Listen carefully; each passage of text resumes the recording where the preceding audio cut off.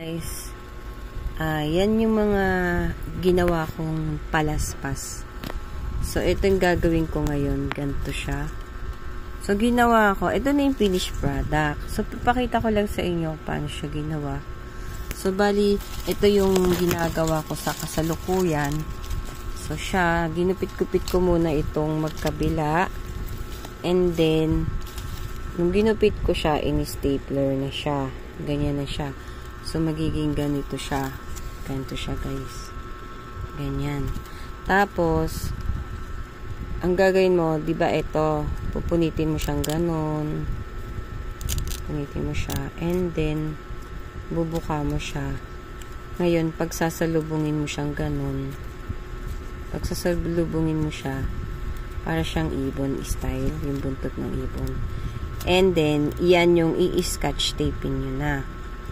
Yun.